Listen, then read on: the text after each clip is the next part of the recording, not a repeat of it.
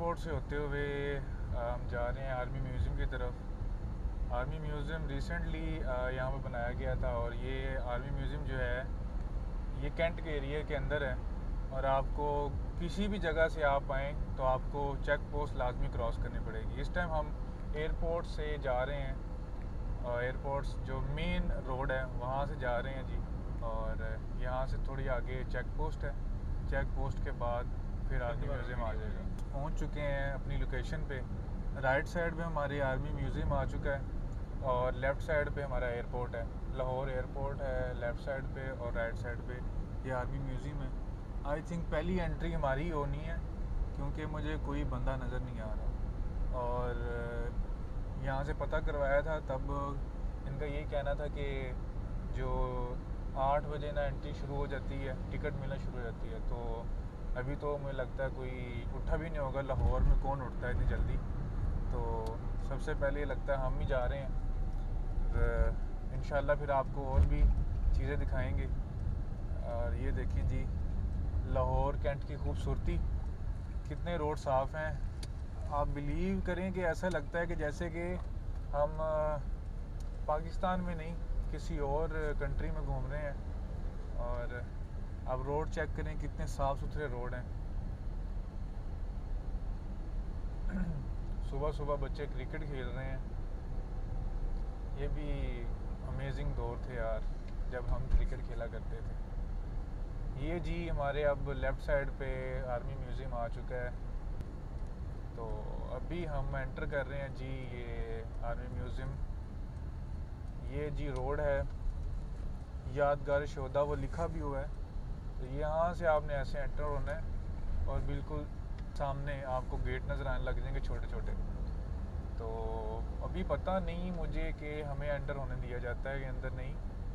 खैर ट्राई करते हैं। ये आप अपने लेफ़्ट साइड पे दिखाएं ज़रा। ये देखें जी बहुत ही खूबसूरत इन्होंने बनाया हुआ है। ये एंट्री आ गई आर्मी म्यूज़ियम, कार पार्किंग आ गई है जी।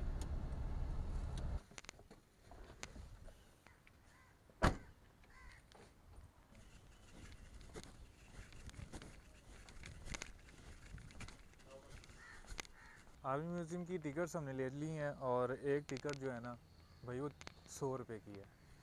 ये पहले इससे पहले कभी हम एक दफ़ा आए थे तो वो जो टिकट थी तकरीबन 50 की थी, अब माशाल्लाह 100 की कर दी है इन्होंने।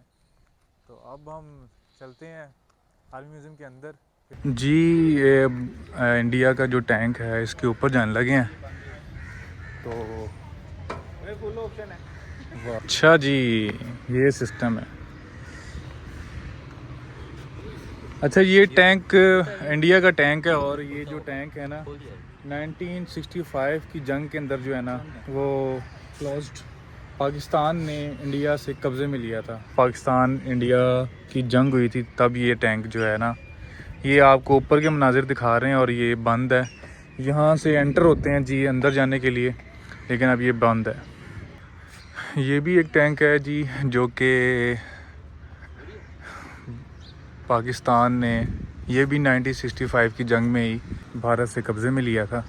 और उसके बाद एक ये टैंक है, ये भी कहते हैं इंडिया का टैंक है जो कि जंग के अंदर पाकिस्तान ने इंडिया से कब्ज़े में लिया था। अच्छा जी तो ये जो जहाज़ आप देख रहे हैं ये पाकिस्तानी हिस्ट्री के अंदर बहुत ही ज़्यादा और बहुत अहम मकाम रखता है। वो इसलिए रखता है क्योंकि ये जहाज़ राशिद मिन्हास का है और आज ये जहाज़ म्यूज़ियम की ज़ीनत बना हुआ है। और इसके अंदर कुछ 2 डमीज़ भी हैं, शायद आपको नज़र आ रही हों। वो देखें ये हेलमेट्स हैं, अंदर डमीज़ इन्होंने रखी हुई हैं। और ये जो जहाज़ है ये राशिद मिन्हास का जहाज़ है और क्या ही खूबसूरत जहाज़ है। और इसकी जो प्रॉपर ये है वो ये लिखी हुई है। ये मिसाइल ऑपरेटर है और इसको बड़े बड़े जहाज़ हेलीकॉप्टर जो दुश्मन के हेलीकॉप्टर्स थे उनको गिराने के लिए इस्तेमाल किया जाता था। और ये जो हमारे नौजवान हैं जब चलाते हैं तो उनको भी पता है कि कैसे चलाते हैं, क्योंकि इसको ऑपरेट करना बहुत ही मुश्किल है। बरतानवी दौर 1920 के अंदर ये वो टैंक्स हैं जो कि निगरानी करने के लिए चलाए जाते थे।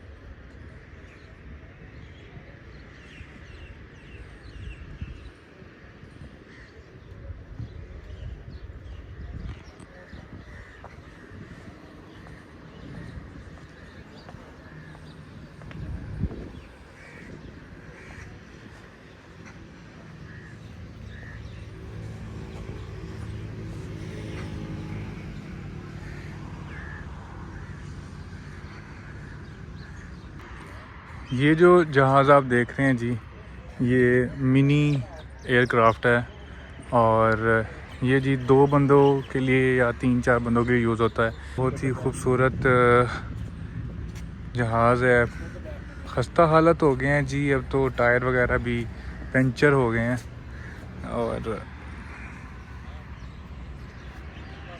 एल्यूट 3 हेलीकॉप्टर पाकिस्तान की शान, और अब ये भी म्यूज़ियम की शान बन चुका है। ये इसकी मशीनरी है, बहुत ही खूबसूरत मशीनरी है और आई थिंक ये प्रोटोकॉल के लिए शायद इस्तेमाल होता होगा। ये पाकिस्तान का एक और हेलीकॉप्टर है और ये जंगी हेलीकॉप्टर है। आप यहाँ से अंदाज़ा लगा सकते हैं कि यहाँ पे ये गोलियाँ भरते थे और यहाँ से फिर गोलियाँ निकलती थी, और इसके आगे ये गन भी लगी हुई है, चेक करें। बहुत ही खूबसूरत और बहुत बड़ी मशीनरी है। इसके तकरीबन 1 2 3 4 5 पंखे लगे हुए हैं और 4-5 पीछे हैं, और अंदर जी एक डिमी भी बिठाई हुई इन्होंने यहाँ पे करके।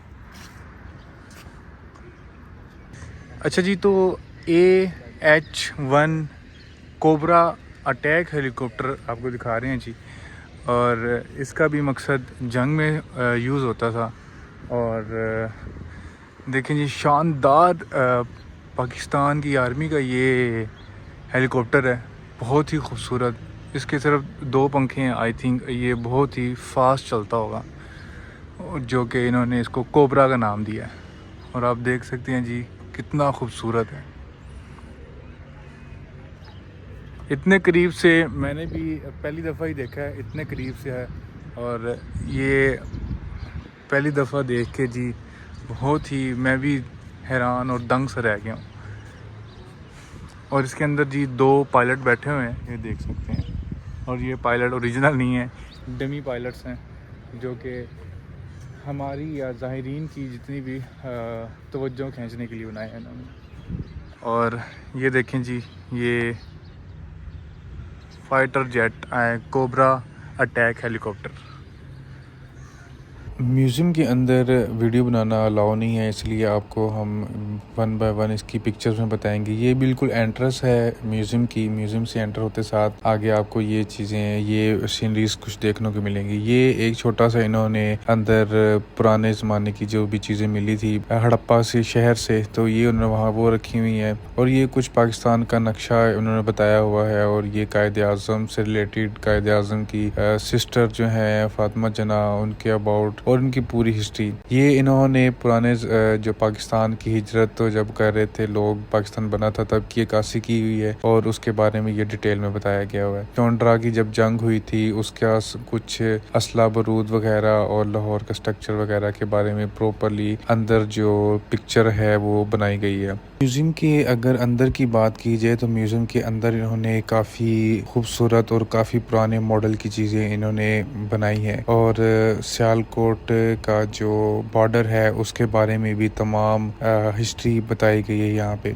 तो म्यूज़ियम के अंदर अगर देखा जाए तो बहुत सी एक्सपेंसिव चीज़ें भी पड़ी हुई हैं, जिसकी वजह से इन्होंने जो वीडियो शूट करना है वो उन्होंने मना किया हुआ है। और यहाँ पर जो असला वगैरह है और यहाँ का जो तलवारें हैं सारी, जो 1947 से जंग से पहले और जंग के बाद जो हासिल हुई थी, वो तमाम चीज़ें इन्होंने इस म्यूज़ियम के अंदर रखी हुई हैं। और इस म्यूज़ियम के अंदर आके आपको तमाम वो चीज़ें रियलाइज़ होती हैं जिसमें हम ये चीज़ महसूस कर सकते हैं कि वाकई ही जब जंग हुई थी तो जंग की एक क्या पिक्चर बन सकती है, तो इन्होंने प्रॉपर्ली बताई है। और जब पाकिस्तान के अंदर कुछ अर्सा पहले की बात है कि दहशतगर्दी बहुत ज़्यादा हो चुकी थी, हर कहीं बम वगैरह ब्लास्ट हो रहे थे और लोग मर रहे थे, तो उसकी भी प्रॉपर इन्होंने अक्कासी इस म्यूज़ियम के अंदर की हुई है और प्रॉपरली बताया गया है। जो हमारी यंग जनरेशन है, आने वाली जनरेशन है, आने वाले बच्चे हैं, वो इस चीज़ से यहाँ पे आके बहुत कुछ सीख सकते हैं जिन्होंने अपनी ज़िंदगी के अंदर ये चीज़ कभी नहीं देखी। एपीएस के स्कूल में जब लास्ट टाइम धमाका हुआ था, जब दहशतगर्द ने हमला किया था, उसकी भी प्रॉपर अक्कासी की गई है और यहाँ पे दिखाया गया है और बताया गया है कि कैसे पाक आर्मी ने दहशतगर्दों को पकड़ा और उनके जो ठिकाने थे उनको तबाह किया और उनसे जो असला, जदीद असला था, वो उनसे लिया। इससे जब आगे की तरफ मूव करते हैं तो बहाली का सिस्टम भी तमाम दिखाया गया है कि पाक आर्मी की पूरी कोशिश के साथ जब इन्होंने इस पे कंट्रोल पा लिया था तो इन्होंने कैसे बहाली की और कैसे ही रिकवर करवाया हर चीज़ को। बाकी अगर आखिर में देखा जाए तो पाकिस्तानी आर्मी का जो असला है पुराना, वो भी पड़ा हुआ है, कुछ नया असला भी पड़ा हुआ है। और इसी के साथ हम करते हैं अपना व्लॉग एंड। अगर आपको हमारा व्लॉग अच्छा लगे तो लाइक, सब्सक्राइब और कमेंट ज़रूर कीजिएगा। अल्लाह हाफिज़।